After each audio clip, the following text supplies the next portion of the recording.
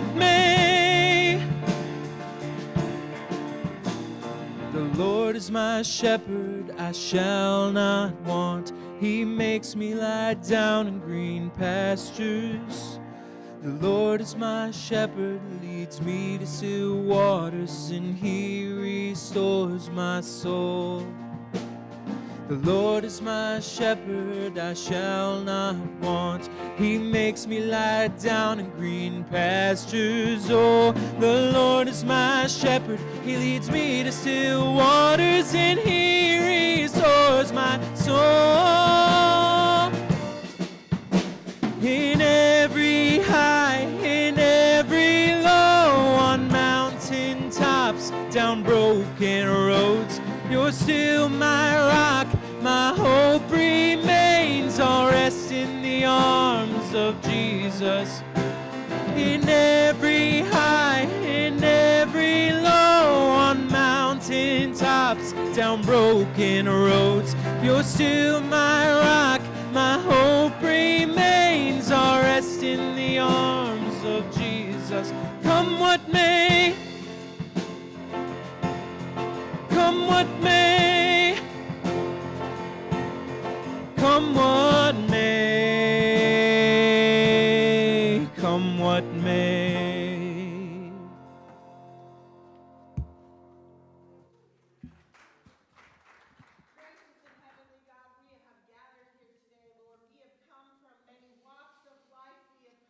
The experiences from the week. But now, Lord, we lay all of that aside and we give our whole hearts to You. So may Your Holy Spirit fill us and fill this space as we worship You and give You praise. Amen.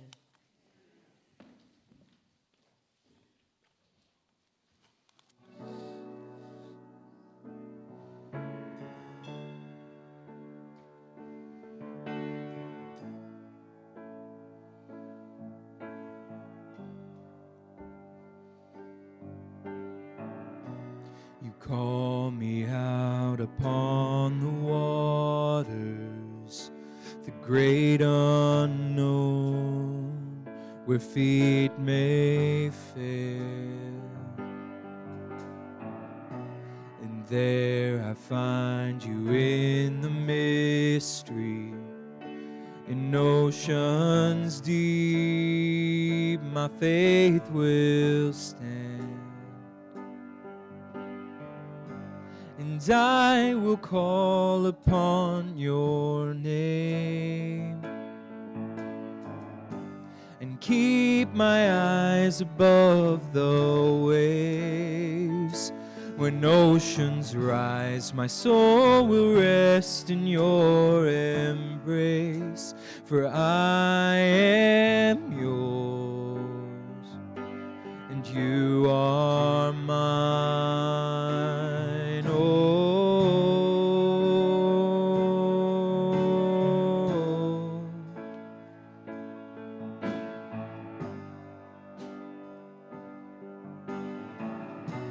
Your grace abounds in deepest waters.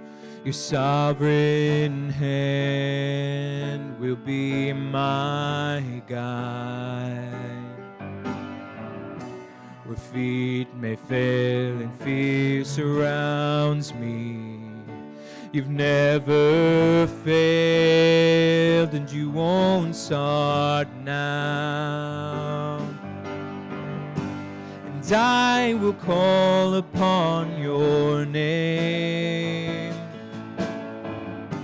and keep my eyes above the waves. When oceans rise, my soul will rest in Your embrace, for I am Yours and You are mine.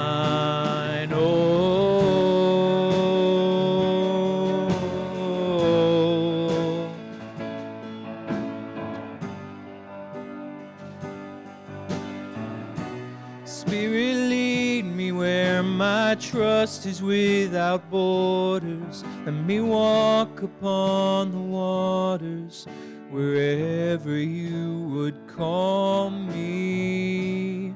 Take me deeper than my feet could ever wander, and my faith would be made stronger in the presence of my Savior.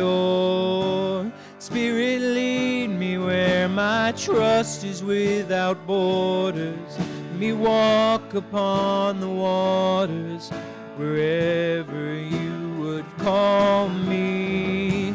Take me deeper than my feet could ever wander, and my faith would be made stronger in the presence of my Savior. Spirit, lead me where my trust is without borders. Let me walk upon the waters wherever you would call me. Take me deeper than my feet could ever wander, and my faith would be made stronger in the presence of my Savior. Spirit, lead me where my trust is without borders. Let me walk upon the waters wherever you would call me. Take me deeper than my feet could ever wander, and my faith would be made stronger in the presence of my Savior.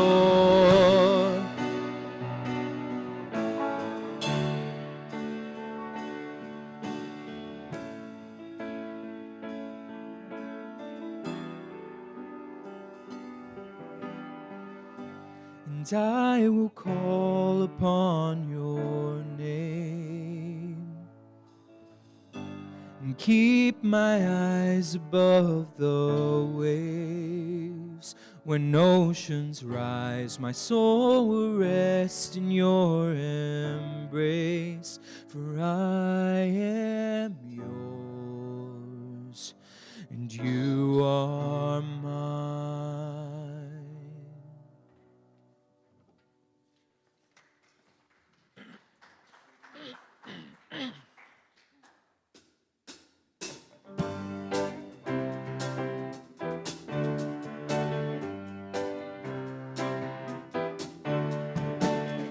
I'm trading my sorrows, I'm trading my shame, I'm laying them down for the joy of the Lord.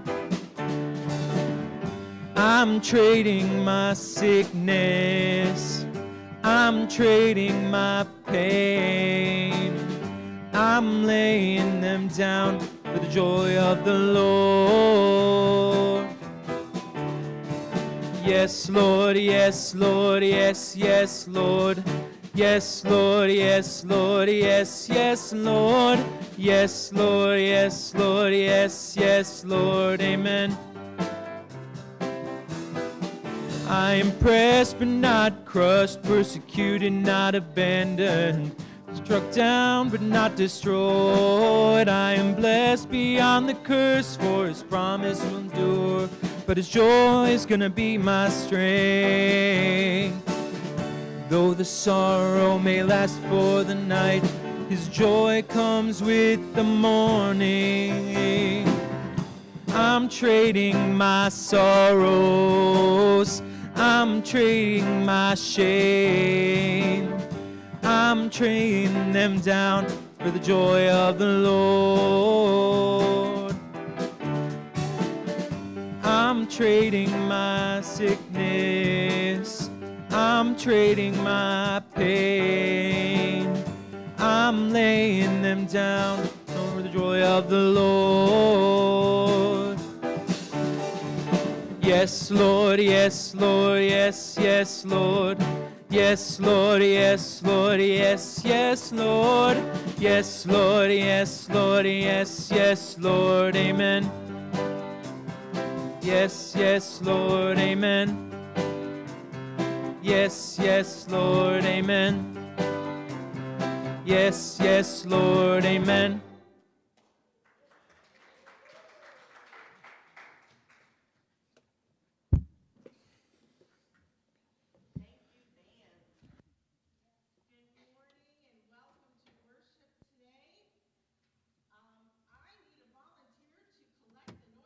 offering. Thank you, Colin. Okay, the two of you together. The quicker, come on up. David will help you. One can get one side, one can get the other. As you can see, the noisy offering this month is going to the Mount Zion Fire Safety Kits. I believe what they're doing is the fire department is putting together safety kits to share with the children in the community in the elementary schools. So this is something that will be shared to help kids know what to do in cases of emergency. And I don't know if you heard about it, but the Pana School District, their football team was on a bus that caught fire. And everyone escaped with no harm. Everyone did as they were taught to do in moments of emergency.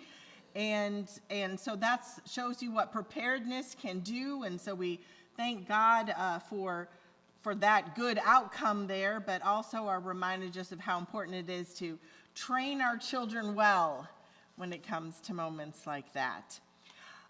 Are there any other joys or concerns that you would like to share with one another this morning?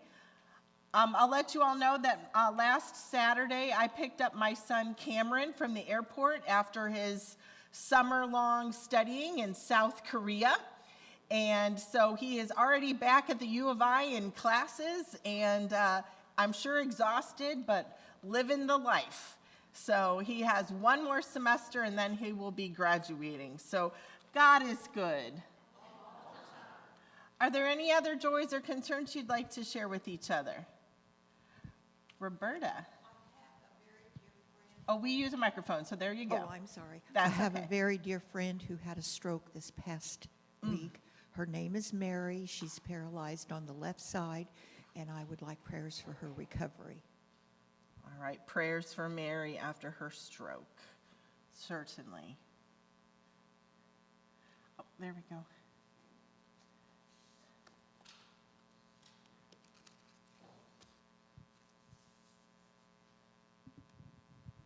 The same family that lost their all their house and all their belongings almost to a fire a couple months ago. Their son totaled his truck. It rolled and rolled and rolled. And he had been given a cross that a child made him, and he put it on the dashboard of his truck. That car, that truck, I mean, it was gone. He rolled out some way, and he had scratches, but he didn't have any broken bones, no. I mean, he was good. He even walked to get help. When they pulled the truck up, he was so pleased that the cross that the child had made him was under the truck, but it was not broken at all. And it just seemed like, you know, God knew that he needed assistance. Yes. So God is good All the time. for recovery and all that happens after an accident like that. We ask, Lord, in your mercy, hear our prayers.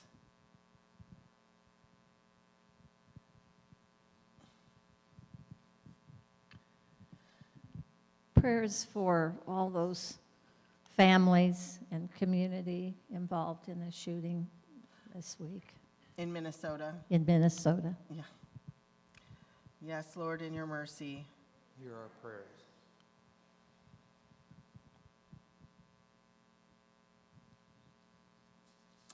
Will you join your voices with mine as we pray together our unison prayer? Gracious God, we come to you this morning in praise and thanksgiving. We also come seeking forgiveness. We know we can be so entrenched in our own thinking that sometimes we doubt your word and question your promises, often wishing we had some concrete proof of your love for us. Forgive us, Lord. Help us see that your word and promises are sure, and your faithfulness stretches beyond the limits of time and space. Thank you for the gift of faith. We pray that, day by day, our loving trust in you will be strengthened. Amen. I invite you now to a few moments of silent personal prayer.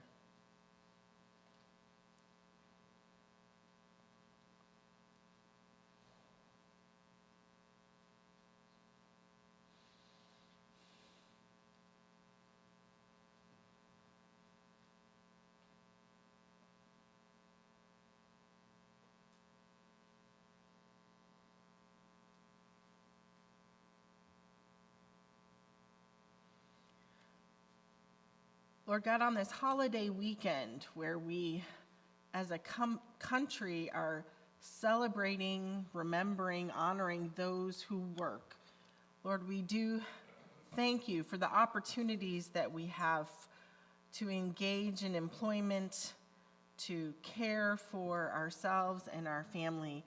And Lord, we do just give you thanks for a day off for some, and also remember those who need to keep working each and every day. Lord, for those who have multiple jobs because they have a hard time paying for groceries and gas and all the things, Lord. We remember those who are struggling, Lord, who don't have enough to eat, who don't have a safe place to sleep, Lord, who are unsure about their employment future. God, we pray that you will provide in those instances, that you will show a path forward, God, and that in all of that, they will see you and your love. God, at this time of year, we also pray for the farmers who are getting ready to get into the fields. Lord, we do ask for rain. Just now, Lord, we're going to be particular and ask for it at the right time and in the right places. But Lord, you know our needs. And God, we pray that through all things, you will provide. And God, we want to also lift up all those that we know who are in need of your healing hand. God, we pray for those who are sick and ask that you heal them. Lord, we pray for those who are struggling with depression and anxiety and other mental health issues. Lord, we pray that you will heal them and that you will also provide the care that they need and provide them a way forward. God, we thank you for a good first week of school here, but also remember, Lord, the places where school wasn't safe this week. Lord, we pray for your protection. Lord, we pray for a change of heart for those who are seeking to do harm. And Lord, if there's any way that we can affect change for that, to make our communities and our schools safer, Lord, reveal that to us and lead us to action. God, in these days, Lord, we just look to you, to your Holy Spirit, remembering that we are sinners who have come here for forgiveness, that we are seekers looking for your way, and that as your sons and daughters, we are called to love you and to love others. Thank you for this time to worship you, God, for this opportunity to sing praise, to hear your word, and to give thanks. And now we join our voices together and pray to you, saying, Our Father, who art in heaven, hallowed be thy name. Thy kingdom come, thy will be done, on earth as it is in heaven. Give us this day our daily bread, and forgive us our trespasses, as we forgive those who trespass against us. And lead us not into temptation, but deliver us from evil. For thine is the kingdom, and the power, and the glory forever. Amen. I invite you to stand if you are able and join for hymn 507, Through It All.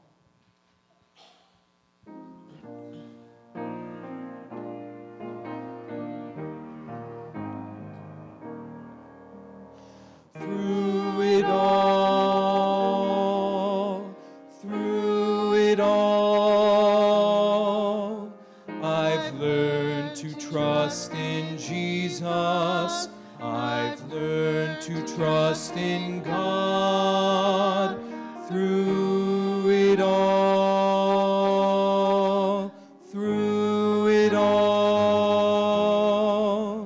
I've learned to depend upon God's word. Through it all,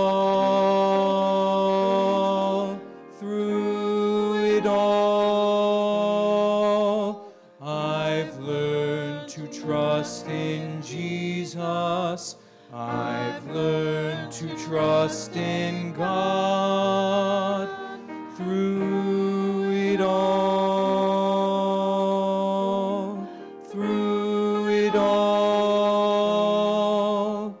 I've learned to depend upon God's word.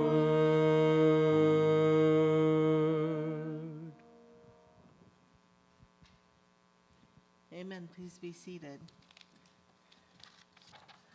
So the Romines have the goop. So Les is not with us this morning to be our liturgist, so I'm going to go ahead and read the scripture this morning. It comes from the book of Hebrews from chapter 11. Faith is the reality of what we hope for, the proof of what we don't see. The elders in the past were approved because they showed faith.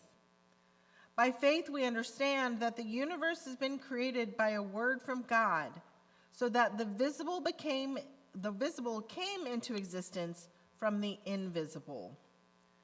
By faith, Abraham obeyed when he was called to go out to a place that he was going to receive as an inheritance. He went out without knowing where he was going. By faith, he lived in the land he had been promised as a stranger. He lived in tents along with Isaac and Jacob, who were co-heirs of the same promise. He was looking forward to a city that has foundations, whose architect and builder is God. By faith, even Sarah received the ability to have a child, though she herself was barren and past the age for having children, because she believed that the ones who promised, let me do that sentence over again. By faith, even Sarah received the ability to have a child, though she herself was barren and past the age for having children, because she believed that the one who promised was faithful. So descendants were born from one man, and he was as good as dead. They were as many as the numbers of the stars in the sky, and as countless as the grains of sand on the seashore. All of these people died in faith, without receiving the promises, but they saw the promises from a distance and welcomed them. They confessed that they were strangers and immigrants on earth. People who say this kind of thing make it clear that they are looking for a homeland.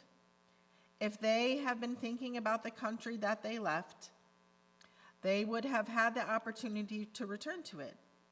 But at this point in time, they are longing for a better country, that is, a heavenly one. Therefore, God isn't ashamed to be called their God. He has prepared a city for them. This is the word of God for the people of God. I'm having one of my classic words hard mornings. And then I say, it's amazing that I speak for a living, because sometimes I trip over my tongue so much, I can't believe I'm getting an actual sentence out. But that's okay. That's okay. So guess what season it is? Football! I can't tell you how disappointed I was when I realized that the NFL takes a weekend off in between the preseason and the regular season. They didn't used to do that when I was a kid. And I was all ready to be watching football this afternoon. And now I'm stuck with college, which is fine. I like college football. But I grew up going to Bears games with my parents. They had season tickets, so we lived the waves of Bears seasons. And then I happened to go to the University of Illinois at a time when they were good at football. This was the late 80s, early 90s. This was the Jeff George era and after, and we were good, and it was fun to go to football games, and I was so excited, and it was great to be a Illini. It's always great to be an Illini, but it's even better when they win. And so all 4 of those years, I thought we were a great football school.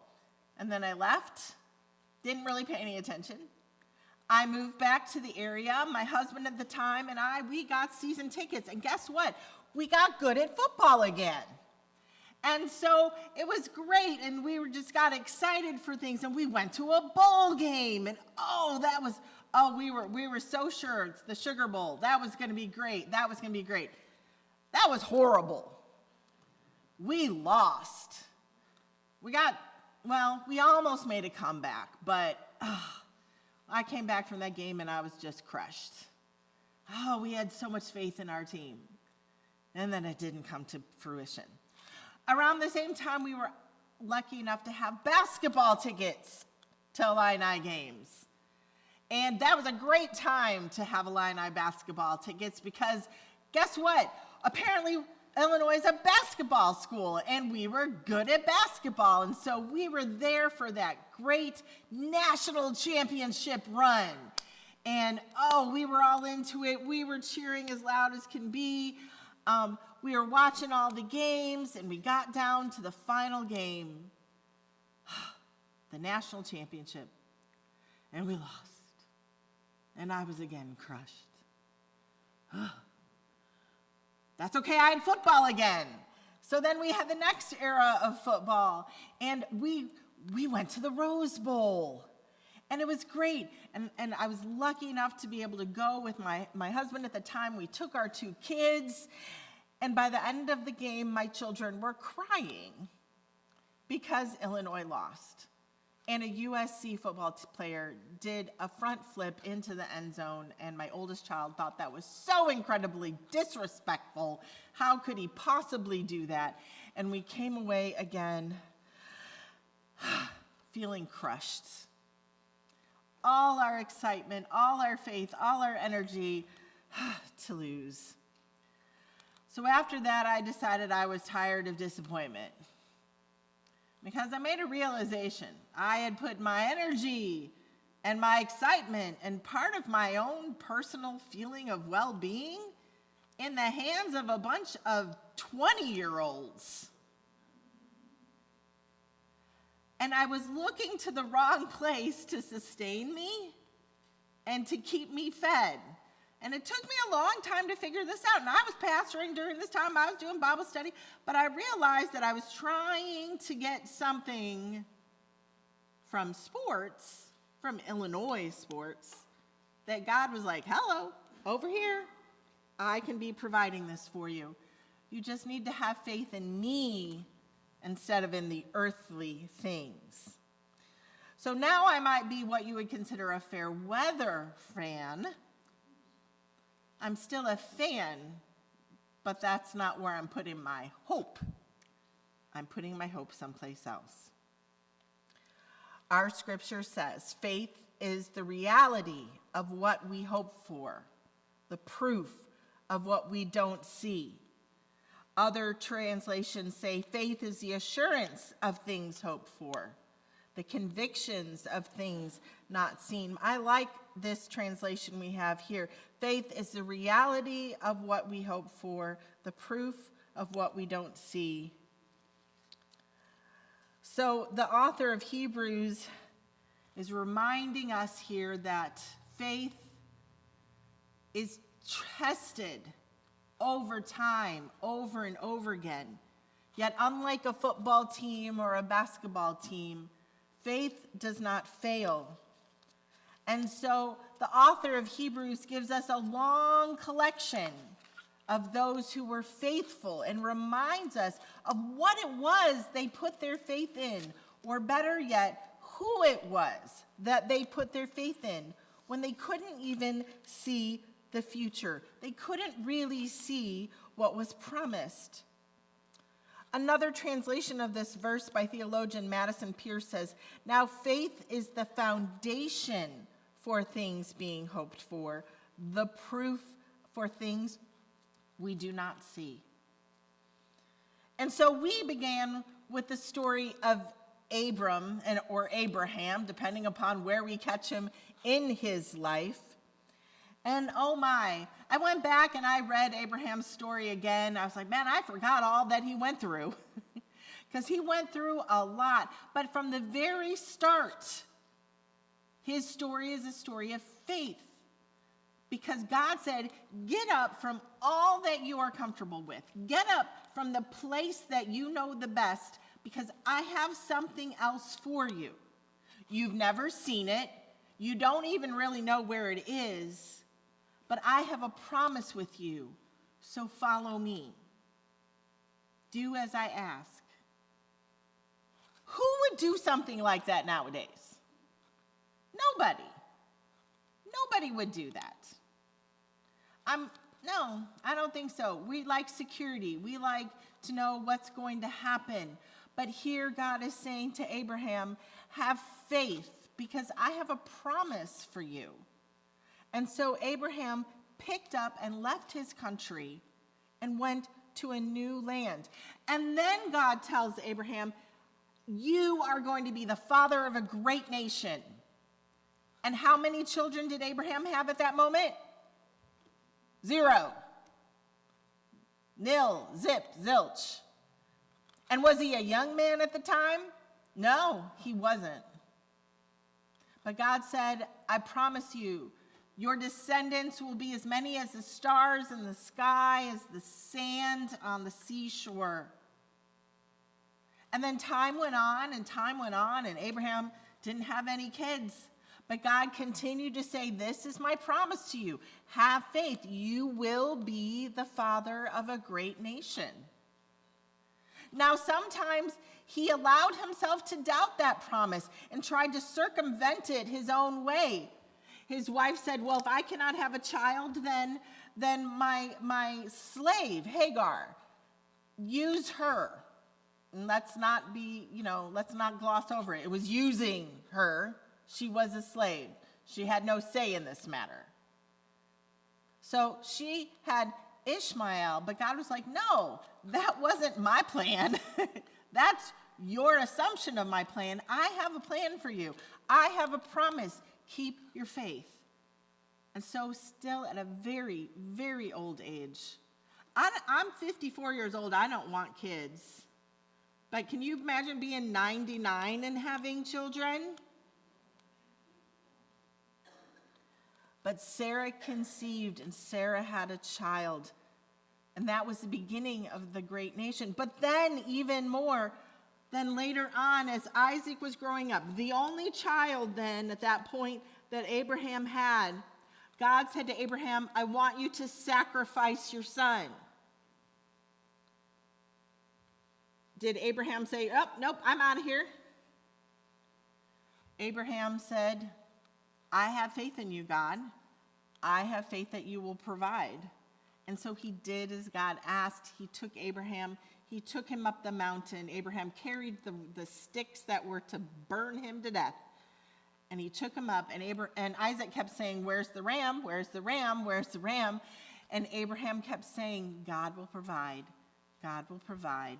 God will provide. But Abraham kept his faith. He kept moving. He kept listening to God. He kept engaged. And God, in fact, did provide a ram. God provides. Not in the time that we think, not necessarily in the ways what we ever imagined, but God provides. And God works with us even when we work outside of God's plan. I believe that God has a plan for all of us, but I also believe that we have free will. And we have the choice. I said weeks ago that we have a choice to even follow God. We have a choice to be a follower of Jesus. It's up to us. And I believe that in every moment, in every decision that we have, God says, here's my choice. And then the world said, here are your other options. God says, you can have faith and follow. And the world says, oh, but shiny things. And so at each and every moment, we have an opportunity to follow God and God's will or to do something else. Have any of you ever done something else? Have any of you ever not followed what God wanted you to do? You're not raising your hands, but you're nodding your heads. You understand, yes. But here's the beauty of it. God loves us so much that God doesn't leave us on the side of the road. God goes with us. And so when we say shiny thing over here, God goes with us. And then when we have the next choice, the next opportunity, God provides us with an option to bring us back into God's will. There's still all going to be the other options too, but God is always, always providing us with a chance to move into God's will. God is persistent. God does not give up on us. God loves us so much that he gave us his son, Jesus Christ, so that even though we sin, even though we pick the shiny thing instead of God's way, we can still be in union with God when we turn away from our sins. And so oftentimes things do not go as we plan because of our choices or the sinful choices of others, or because of things that I just cannot explain. Don't ask me why the tornado hit that place and not that place. But I have faith that God is with us even in that moment. Now, over 50 years ago, a group of United Methodists started a church here in Mount Zion. Started by meeting in a funeral home, which I just love that.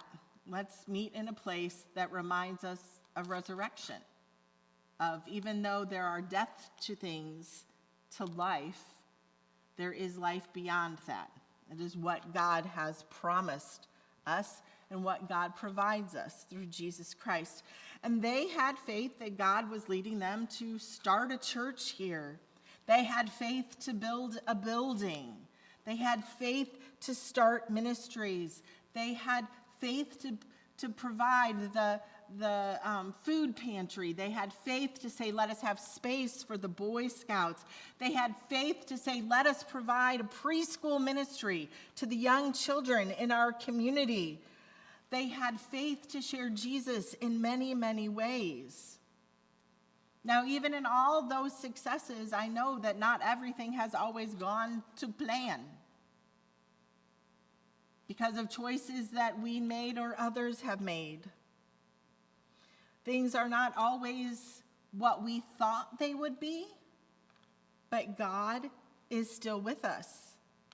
And God is still calling us to be United Methodists here in Mount Zion and in this church, which is called to love boldly, to serve joyfully, and to lead courageously. A church that loves God, loves others, and shares Christ. But we're going to do that in a new and different way because that is where life is now. It isn't maybe of our choosing. But the real question is, do we have faith to make it into what God is calling it and calling us to be? A church that is open to all of God's children, a church that is reaching the people that aren't in any pews, a church that says, like the hymn of Charles Wesley, Welcome all you sinners to the gospel feast. Let every soul be Jesus' guest. No one is to be left behind, for God calls all humankind. As your pastor of 2 months, it's been quite a ride.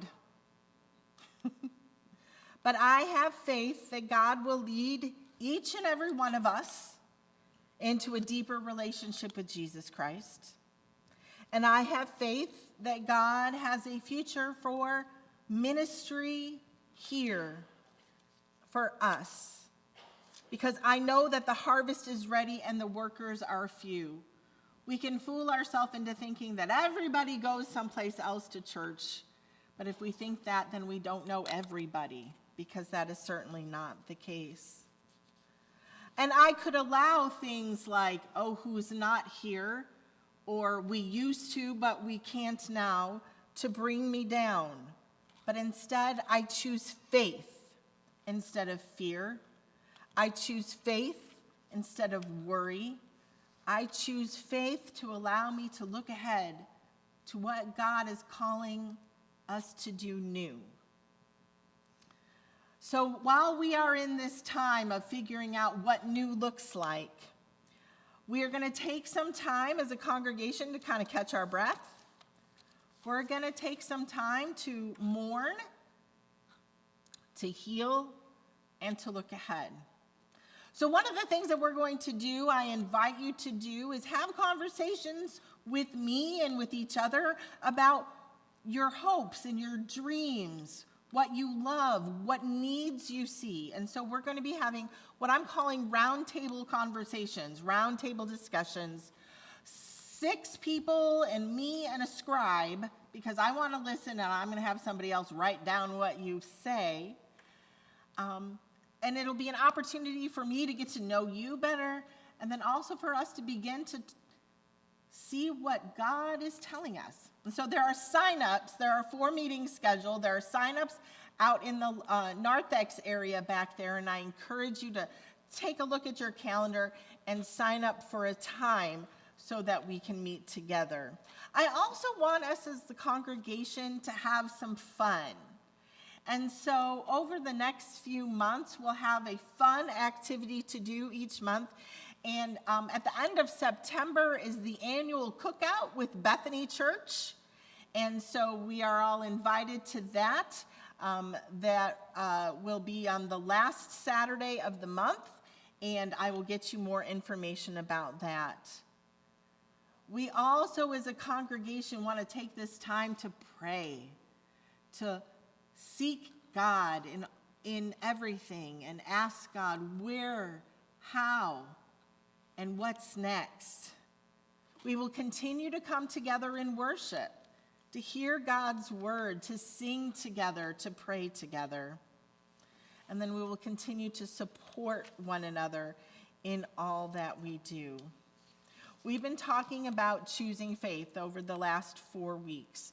We've had images like mustard seeds and mountains, where we can take something very small, but we can do great things. And I still believe that to be the case. I'm choosing faith that God is going to lead us forward, that God is going to mold us and shape us, and that we will witness for Christ in this community. Will you pray with me now? Holy God, we thank you that we do stand in a long line of believers who have been faithful through all of the ages, through all the ups and downs of personal lives, of church lives, of world events.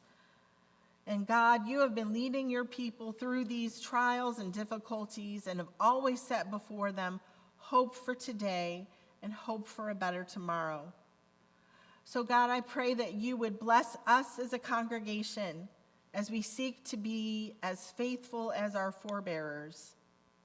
May we too know the faith which is filled with hope in things that are not seen. God, give us a faith like the grain of a mustard seed, which had small beginnings but yielded great large results. Lord, give us the faith to move the mountains of difficulty which come to each of us. Lord, give us the faith that sees a distant goal and is willing to work to achieve it. Give us a faith which has a vision of a new world where peace and love characterizes the transactions of all people and of all nations, and where war is no more. God, give us a faith such as Abraham's to move forward, not knowing our destination, but trusting in your guiding providence. God, give us a faith which enables us to endure the moments of personal disquiet and unease, and to trust that you are with us. God, give to us a faith that sees the welfare of humankind as our business, because it is a focus of your enduring love for your people. And Lord, give us a faith which sees beyond the years and this place to an eternal city, an eternal home with you. God, give us a faith to walk with you through all the ebb and flow of life, through the victories and the defeats, and to help us, Lord, through faith, to achieve victory with you and to live a life which is pleasing and loving and showing of our Lord and Master Jesus Christ. We pray all these things in Jesus' name. Amen. I invite our ushers to come forward now to collect our morning tithes and offerings.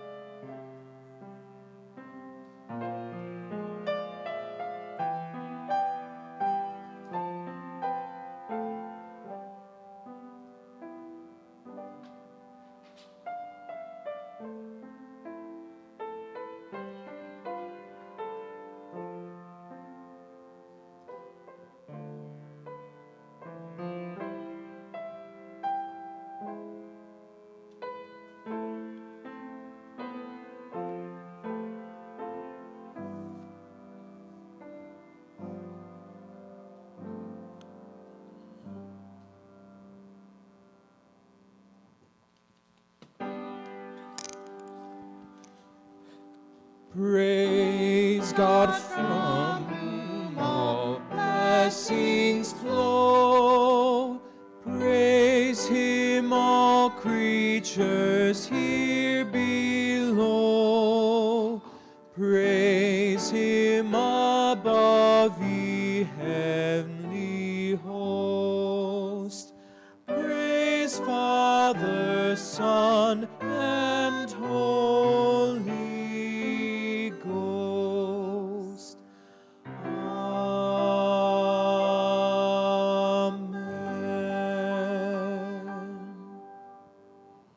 Lord, we thank you for all the ways that you provide for us. Lord, we pray that you will take these, our gifts, and you will bless them to the ministry here in Mount Zion and to sharing the gospel of Jesus Christ around the world. Amen. Let us sing our final hymn, number 508, Faith While Trees Are Still in Blossom.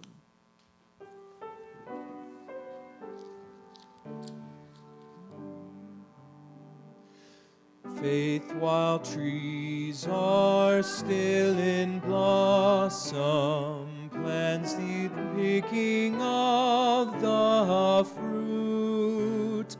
Faith can feel the thrill of harvest when the buds begin to sprout. Long before the dawn is breaking, faith anticipates the sun. Faith is eager for the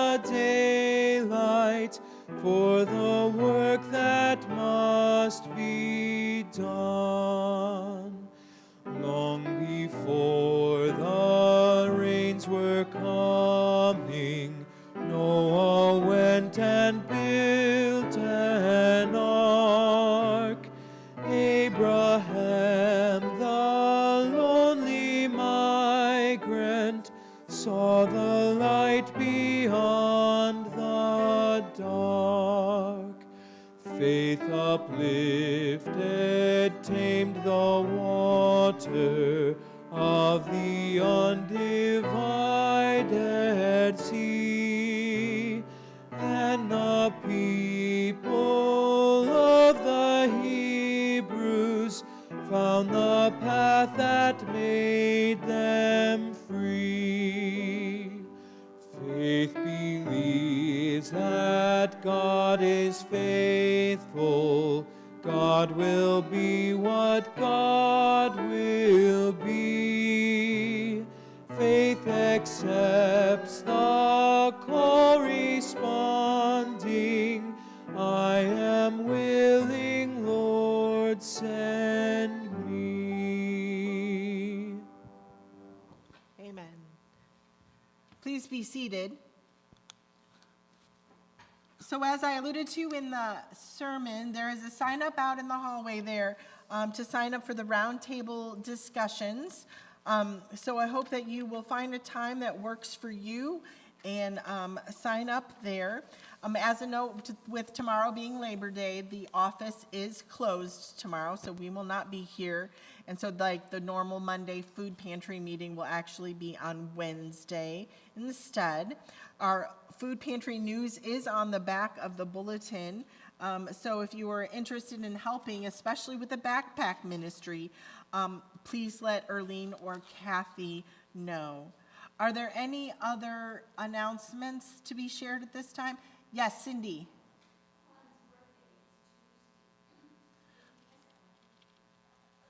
Whose birthday is Tuesday? Colin's birthday is Tuesday. Colin, how old are you going to be? I'm going to be 14. 14, woo! And I know that Brendan, I don't know where he got himself off to, but he had a birthday over the weekend. I'll let him tell you how old he is, because, oh, there you are. Happy birthday. We're doing birthdays. Do you want to share how old you are? 24. Woo! Do we sing happy birthday, or does that violate some kind of copyright thing on the broadcast? We can sing it. Happy birthday to you. Happy birthday to you. Happy birthday, God bless you. Happy birthday to you. Amen. All right. For our benediction, will you stand, please? God calls us by faith, a faith that can be tested, but a faith on God's side that is tried and true, a faith that never ends, a faith that is full of love for you and for the world. So let us go out now in faith and in hope. Let us go out loving God, loving others, and sharing Christ. Amen.